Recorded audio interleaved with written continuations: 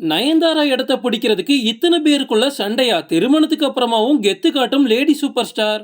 லிஸ்ட்ல நம்ம ஃபர்ஸ்ட் பார்க்க போறதே கீர்த்தி சுரேஷ். திடீர்னு சிவகார்த்தியனோட ரஜினி முருகன் படத்துல நடிச்சதுக்கு அப்புறமா மலமலன்னு எல்லா முக்கிய ஹீரோக்கள் கூட இவங்க பேர் பண்ணி நடிச்சிட்டாங்க. கோலிவுட்ல யாருக்குமே தெரியாம திடீர்னு ஒரு ஹீரோயின் வளர்ந்து வர ஆரம்பிச்சாங்க. அது மூலமா பல ரசிகர் பட்டாளத்தையும் இவங்க உருவாக்கிட்டாங்க. ஒரு கட்டத்துல கீர்த்தி சுரேஷ் தான் தமிழ் சினிமாவோட முன்னணி நடிகைன்னா பேசிட்டாங்க.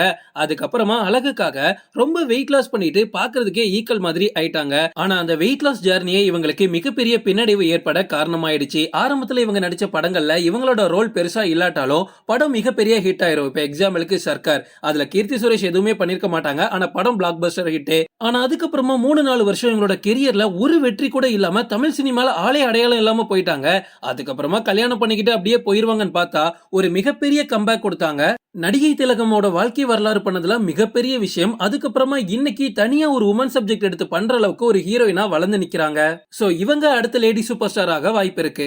லிஸ்ட்ல நம்ம அடுத்து பார்க்க போறது அதித்தி சங்கர். இந்த பேரை கேட்டோன்னே உங்களுக்கு கண்டிப்பா கோவம் வந்திருக்கும். ஏன்டா இவங்கெல்லாம் அடுத்த சூப்பர் ஸ்டாரா அப்படின்னு என்ன கண்டிப்பா திட்டாதீங்க. நான் ஏன் சொல்றேன், இது நான் சொல்ற விஷயம் இல்ல, அதித்தியே சொன்னது. ரீசெண்டா அவங்க ஒரு இன்டர்வியூல சொல்லியிருந்தாங்க, எனக்கு நல்லா ஆட தெரியும், எனக்கு நல்லா பாட தெரியும். சோ தளபதி விஜயோட படத்துல அவருக்கு பேர் பண்ணி நடிச்சேன் அப்படின்னா கண்டிப்பா என்னால மிகப்பெரிய ஹீரோயினா மாற முடியும் அப்படின்னு அவங்க சொன்னது. சோ எனக்கு தெரியாது. இவங்க நடிச்ச விருமன் படம் எவ்வளவு ப்ரமோஷன் பண்ணியும் படம் அட்ரு ஃபிளாப் ஆயிடுச்சு. அதுக்கப்புறமா நடிச்ச மாவீரன் படம் வந்து ஓரளவுக்கு ஹிட்டான படம் தான். பட் இது எல்லாத்தையும் தாண்டி இந்தியன் 2ஓட ஆடியோ லான்ச்ல ஒரு பெர்ஃபார்ம் பண்ணாங்கல்ல, இதுதான் மிகப்பெரிய ட்ரோல் மெட்டீரியலா மாறிச்சு. பட் எல்லாருமே ஒரு கட்டத்துல அவங்களோட கெரியர்ல ட்ரோல் மெட்டீரியல் ஆவாங்க. பட் அது எல்லாத்தையுமே தாண்டி ஒரு மிகப்பெரிய ஆளாகிறது நம்ம கையில தான் இருக்கு. சோ அப்படி அதித்தி சங்கர் நம்ம தமிழ் சினிமால ஒரு ஹீரோயினா மாறுறாங்களா இல்லையான்னு வெயிட் பண்ணுவோம். லிஸ்ட்ல நம்ம அடுத்து பார்க்க போறதே காஜல் அகர்வால். தமிழ் சினிமால ஒரு காலத்துல பயங்கர மார்க்கெட் இருந்த ஒரு ஹீரோயின் இவங்க. அந்த டைம்லயே தமிழ் சினிமால இருந்த எல்லா ஹீரோக்கள் கூடயும் படம் பண்ணிட்டாங்க.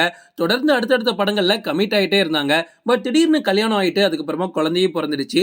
இந்தியன் 2லயே அவங்க வருவாங்க, நம்ம எல்லாரும் வெயிட் பண்ணோம். பட் இந்தியன் 3ல இப்போ கமலுக்கு பேரா நடிக்கிறாங்க. என்னதான் குழந்தையே பெத்துக்கிட்டாலும் இன்னும் நான் ஹீரோயின் அப்படின்னு காஜல் அகர்வால் நிரூபிச்சுட்டு தான் இருக்காங்க. இவங்க அடுத்த லேடி சூப்பர் ஸ்டார் ஆவாங்களா அப்படின்னா எனக்கு தெரியாது. ஆனா லேடி சூப்பர் ஸ்டாரா நயன்தாரா இருக்கும் போதே அவங்கள விட மார்க்கெட் ஏறி போய் பயங்கரமா டஃப் கொடுத்தவங்க இவங்க. லிஸ்ட்ல நம்ம அடுத்து பார்க்க போறது தமன்னா. தமன்னா கிட்டத்தட்ட 20 வருஷத்துக்கு மேல சினிமால இருக்காங்க. ஆனா சில வெற்றி படங்களை மட்டும் தான் கொடுத்திருக்காங்க. அதுவும் தமிழ்ல சொல்லணும் அப்படின்னா ரொம்ப ரொம்ப கம்மின்னு சொல்லலாம். இது எல்லாத்துக்குமே முற்றுப்புள்ளி வைக்கிற மாதிரி பாகுபலி படத்துல நடிச்சாங்க. ஆனா பாகுபலி படத்துல தமன்னாவை விட எல்லாரும் அனுஷ்காவை பார்க்க ஆரம்பிச்சிட்டாங்க. இப்படி எந்த பக்கம் போனாலும் பெருசா மார்க்கெட் இல்லாம தவிச்சிட்டு இருந்த இந்த தமன்னாக்கு ரஜினியோட ஜெயிலர் படத்துல காவாலா பாட்டுக்கு ஆடுறதுக்கு ஒரு வாய்ப்பு கிடைக்குது. அந்த வாய்ப்பை நல்ல கெட்டியா பிடிச்சிட்டு ஒரு குத்தாட்டத்தை போட்டு மிகப்பெரிய மார்க்கெட்டை மறுபடியும் பிடிச்சிட்டாங்க. இந்த பொண்ணு என்ன ஆளடையாளமே தெரியாம மாறிடுச்சு, என்ன இவ்வளவு சூப்பரா ஆடுது அப்படின்னு மறுபடியும் எல்லா டைரக்டர்ஸும் தமன்னாவை கூப்பிட ஆரம்பிச்சிட்டாங்க. தமன்னா நம்ம படத்துல ஒரு பாட்டுக்கு ஆடினாலே போதும்பா, படம் ஹிட்னு நம்பிடுறாங்க.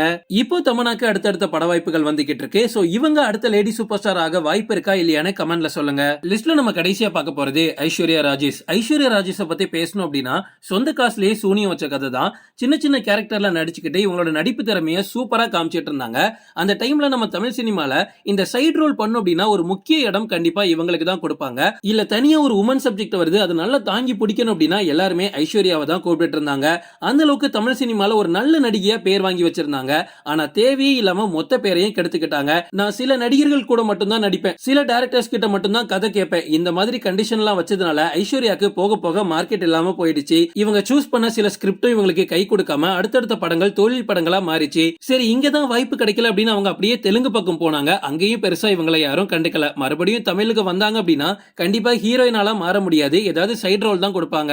இதை தள்ளி நம்ம தமிழ் சினிமால பிரியங்கா மோகன் இருக்காங்க, த்ரிஷா இருக்காங்க, நிறைய ஹீரோயின்ஸ் இருக்காங்க. உங்களோட பார்வைக்கு அடுத்த லேடி சூப்பர் ஸ்டார் பட்டம் யாருக்கு சரியா இருக்கும்னு கமெண்ட்ல சொல்லுங்க. ஓகே ஃப்ரெண்ட்ஸ், இதோட நான் இந்த வீடியோ முடிச்சுக்கிறேன். இன்னொரு இன்ட்ரெஸ்டிங்கான வீடியோல நம்ம சந்திக்கலாம். Stay tuned.